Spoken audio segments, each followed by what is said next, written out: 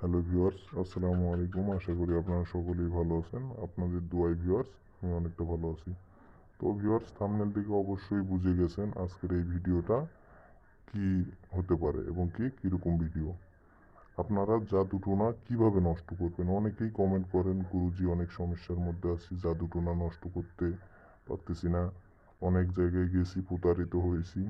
তাদের উদ্দেশ্য করে বলতেছি, কোরআন থেকে নেওয়া কয়েকটি আয়াতের মাধ্যমে কিভাবে আপনি জাদুটোনা নষ্ট করবেন। তো ভিউয়ার্স, ভিডিওটি মনোযোগ সহকারে দেখুন। জাদুটোনা কিভাবে নষ্ট করবেন? অনেক সময় আমাদেরকে ব্ল্যাক ম্যাজিক করা হয়, জাদুটোনা করা হয়। আপনি আপনার উপরে কেউ তাবিজ করেছে কিনা, কিভাবে আপনি জাদুটোনা নষ্ট করবেন? কারো কাছে যেতে হবে না, আপনি ঘরে বসেই নিজে নিজে এই জাদুটে নষ্ট করতে পারবেন। বিশেষ করে আমাদেরকে সতর্ক থাকতে হবে। অনেক সময় আমরা বিভিন্ন মানুষের কাছে যাই এবং আমরা সেখানে গিয়ে বলি, আমাকে একটু হাজিরা করে দেখেন যে আমার ভিতরে কোনো জিন আছে কিনা।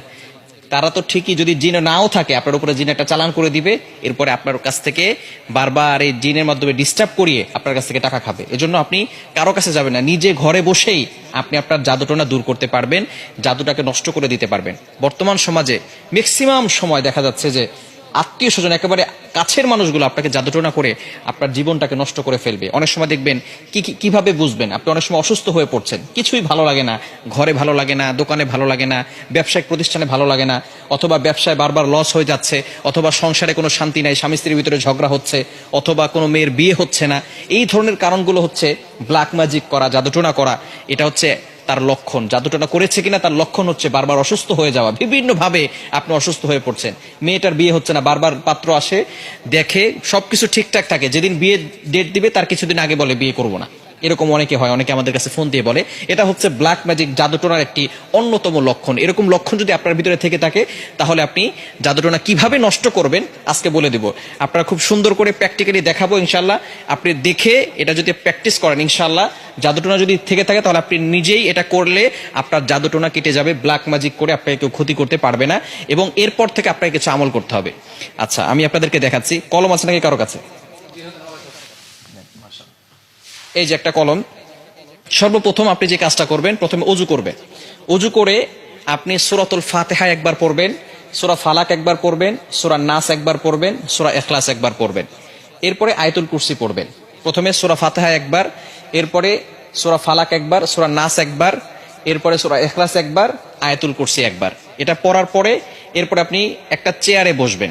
অজু অবস্থায়, পবিত্র অবস্থায় চেয়ারে বসবেন। মনে রাখবেন, কোরআনের ভিতরে আল্লাহ তাআলা শেফা দিয়েছেন। আল্লাহ তাআলা নিজেই বলে দিয়েছেন, 15 নম্বর পারা 9 নম্বর পৃষ্ঠার 2 নম্বর লাইন, সূরা বানী ইসরাঈলের 82 নম্বর আয়াতে আল্লাহ তাআলা বলছেন, ওয়া নুনাজ্জিলু মিনাল কুরআন মা হুয়া শিফাউ ওয়া রাহমাতুল লিল মুমিনিন।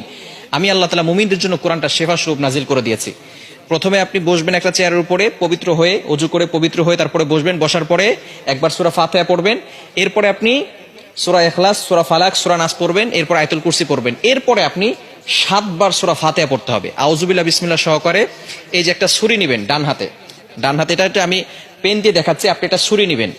ডান হাতে একটা ছুরি নিয়ে আপনি মাথার উপরে রাখবেন, এভাবে এভাবে রেখে আউযুবিল্লাহ বিসমিল্লাহ সহকারে সূরা ফাতিহা পড়বেন। পড়ে আপনি ছুরিতে ফু দিবেন। ছুরিতে ফু দেওয়ার পরে এরপরে ছুরিটা শরীরের সাথে টাচ করবেন না। টাচ না করে আপনি একেবারে সোজা কপাল থেকে নাক বরাবর, বুক বরাবর, 2 পায়ের মাঝখানে রাখবেন।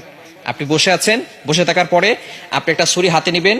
প্রথমে পবিত্র হলেন, সূরা ফাতিহা পড়লেন, ইখলাস পড়লেন, ফালাক পড়লেন, নাস পড়লেন, আয়াতুল কুরসি পড়লেন। এরপরে ছুরিটাকে আউযুবিল্লাহ বিসমিল্লাহ সহকারে সূরা ফাতিহা পড়ে ছুরিতে ফু দিবেন। ফু দিয়ে এরপরে ছুরিটা এভাবে নেবেন, সোজা, টাচ করবেন না, শরীরের সাথে টাচ না করে সোজা আপনি নিজে 2 পায়ের মাঝখানে রাখবেন। বুঝা গেছে? এভাবে একবার করলেন, আবারও আউযুবিল্লাহ বিসমিল্লাহ সহকারে সূরা ফাতিহা পড়বেন, শুধু সূরা ফাতিহা। সূরা ফাতিহা পড়ে ছুরিতে ফু দিবেন। ফু দিয়ে আপনি এটাকে সোজা নিয়ে যাবেন ইনশাআল্লাহ। এভাবে 7 বার করলে যদি কেউ আপনাকে ব্ল্যাক ম্যাজিক করে, জাদুটোনা করে, সেহের করে, তাহলে আপনার সেটা কেটে যাবে, আর কোনো সমস্যা হবে না। এরপর থেকে আপনাকে যাতে করে আর কেউ জাদু করতে না পারে, মাস্ট বি আপনাকে 5 ওয়াক্ত নামাজ পড়তে হবে। এবং কেউ যাতে করে জাদু করে, তাবিজ করে আপনাকে কোনো ক্ষতি করতে না পারে, 5 ওয়াক্ত নামাজ পড়ে আয়াতুল কুরসি, 4 কুল, সূরা বাকারা শেষ 2 আয়াত, এগুলো পড়ে বুকে ফু দিবেন এবং হাতে ফু দিয়ে পুরো শরীরকে মাসাজ করে দিবেন। ইনশাআল্লাহ আপনার শরীর বন্ধ থাকবে এবং রাতের বেলা ঘুমানোর সময় ওযু করে ঘুমাবেন, এই আমল করে শরীর বন্ধ করে ঘুমাবেন। ইনশাআল্লাহ দুনিয়ার কোনো শক্তি আপনাকে কোনো ক্ষতি করতে পারবে না। আল্লাহ তাআলা আপনাকে প্রটেক্ট করবেন, আল্লাহ তাআলা আপনাকে হেফাজত করবেন। দুনিয়ার দুষ্ট জিন বলেন, মানুষ শয়তান বলেন, জিন শয়তান বলেন, সকল ধরনের দুষ্টমি থেকে এবং দুষ্ট জিন থেকে আল্লাহ তাআলা আপনাকে হেফাজত করবেন। আল্লাহ তাআলা আমাদের সকলকে এটা সুন্দরভাবে বুঝে আমল করার তৌফিক দান